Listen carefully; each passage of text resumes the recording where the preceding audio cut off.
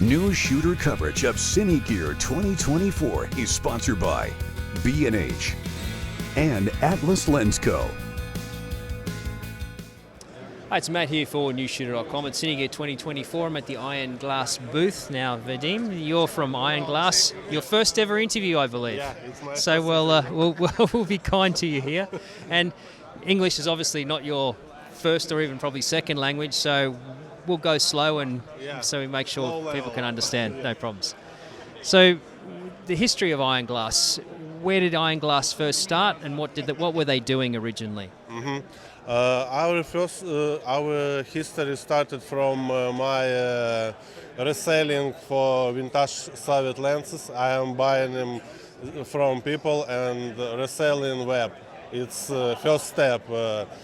So at the start, it was just you doing the lens modifications? No, it's my next step to grow into professional. I'm finding guys who can do modification because my hand is not working good for this. And we started to do sign modded lens. And after we thinking how we can have more profit from vintage lens, how we can do them better for using. And we meet with Alan Besedin from Vintage Lens for Video. He's a good specialist in vintage lens. And Alan says, oh guys, we need to do rehousing. And we do rehousing now. So now you're doing rehousing. I guess obviously it's been difficult because of the situation in Ukraine. When the war started, we not stopped our production. We doing what we need to do, and now we open a second factory for do short our waiting time for our lens. If it's correct answer, I don't know. Yeah, I was going to ask that. So I guess everything's been so popular and you've had lots of orders, so the problem now is trying to get those orders out to customers. Yeah. So the second factory, it'll take a bit of time, but this will help speed things up. Yes, correctly. We open second factory for do short waiting time for our customers and do lens faster. And because have a lot of orders. Yeah, good problem. Good problem to have. Yeah. And a couple of your lenses have now been used on some big motion pictures in the United States here. Dune, Batman, I believe, as well. How did that all happen? I think it's good working on social media, because today we're speaking about this with Alan and we're thinking how we do this collaboration with Greg Fraser. But we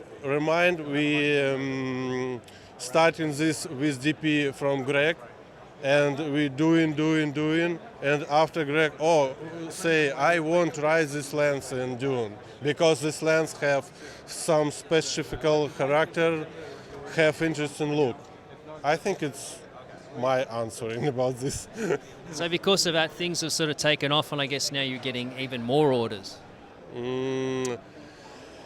We have a lot of interest into our lens after Dune, but because now industry is have waves, it's not about a lot of orders. It's about a lot of interest for this vintage lens. I think not only for our lens. I mean, guys look to vintage lenses because it's interesting character.